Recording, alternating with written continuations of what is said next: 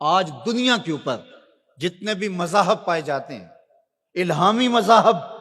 وہ یہ دعویٰ نہیں کر سکتے کہ ہمارے پیغمبر کی پوری تعلیمات اصل شکل میں ہمارے پاس موجود ہیں۔ تغیر ہو چکا ہے، تبدیلی لائی جا چکی ہے، لیکن قرآن مجید اپنے اصل الفاظ کے ساتھ زیر و زبر کے تبدل کے بغیر صدیاں گزرنے کے بعد آج بھی اسی طرح موجود ہے۔ تو ان روشنیوں کے ہوتے ہوئے، ان اجالوں کے ہوتے ہوئے اگر ہم اندھیروں میں رہیں تو پھر ہمیں ان حالتوں کے اندر ڈال دیا جائے گا آج جس حالت کے اندر ہم موجود ہیں۔ اگر کسی کے پاس ہدایت کا نصاب موجود نہ ہو اور وہ بھٹک جائے تو اس کے بھٹکنے کا تو پھر بھی جواز ہوتا ہے کہ ان کے پاس کچھ تھا نہیں، ہادی نہیں تھا، راہبر نہیں تھا، اندھیرا تھا، چراغاں نہیں تھا، تو بھٹک گئے۔ ایک نابینا کسی کنویں میں گر جائے تو لوگ اس کو نکالنے کی کوشش کرتے ہیں، اس کو کوستے نہیں ہیں،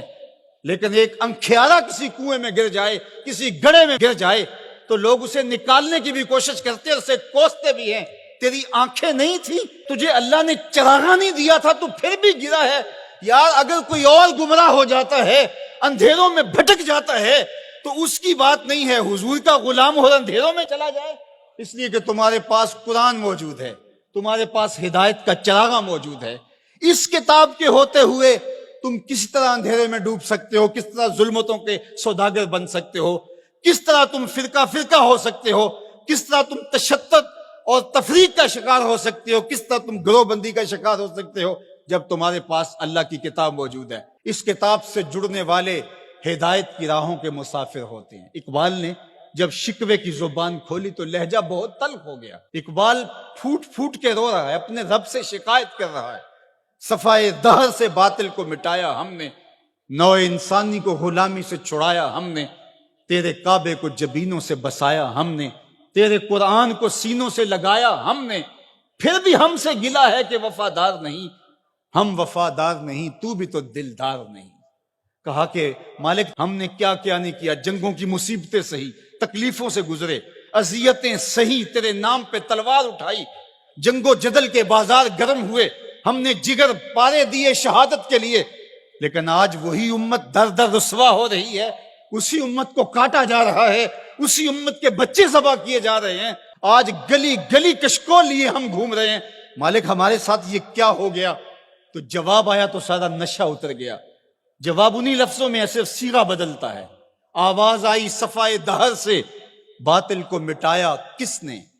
نوع انسانی کو غلامی سے چھڑایا کس نے، میرے کعبے کو جبینوں سے بسایا کس نے،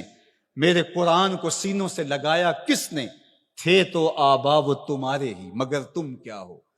ہاتھ پہ ہاتھ دھرے منتظر فردا ہو، ہر کوئی مستے مئے ذوق تن آسانی ہے، تم مسلمان ہو یہ انداز مسلمانی ہے، حیدری فقر ہے نئے دولت عثمانی ہے، تم کو اسلاف سے کیا نسبت روحانی ہے، وہ معزز تھے زمانے میں مسلمان ہو کر، تم خار ہوئے تارک قرآن ہو کر،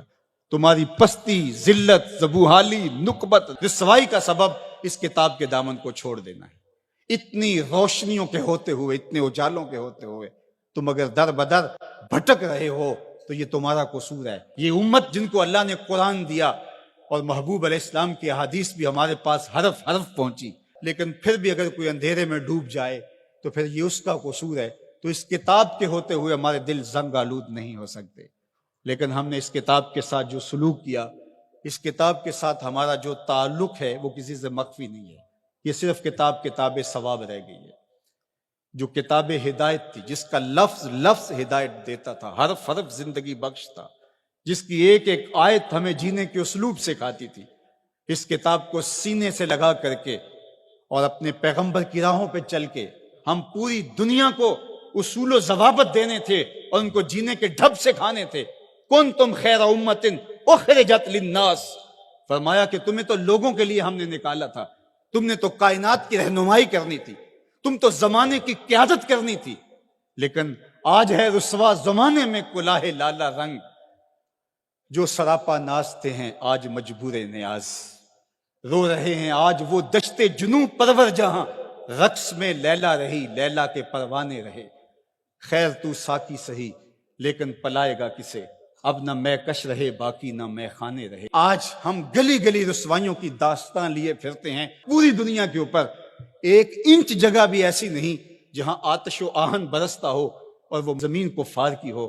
جہاں بھی خون گرتا ہے نسب پوچھو تو وہ مسلمان کا خون ہو، وہ افغانستان میں ہو، وہ سیریا میں ہو، وہ یمن میں ہو، وہ عراق میں ہو، وہ کشمیر میں ہو، وہ القدس میں ہو، جہاں بھی بہتا ہوا خون دکھائی دیتا ہے وہ اس امت مرحوم کا خون بہتا دکھائی دیتا ہے، اس لیے کہ ہم نے اس قرآن کو چھوڑ دیا۔ یہ ہمارے اعمال کی سزا ہے، بد اعمالیوں کی سزا ہے کہ آج دشمن کو ہمارے اوپر مسلط کر دیا گیا اور ہمیں رسوائی اور ذلت کے کار مذلت میں ڈال دیا گیا۔ لیکن افسوس یہ ہے کہ اس کے باوجود بھی ہم سنبھلنے کے لیے تیار نہیں ہیں۔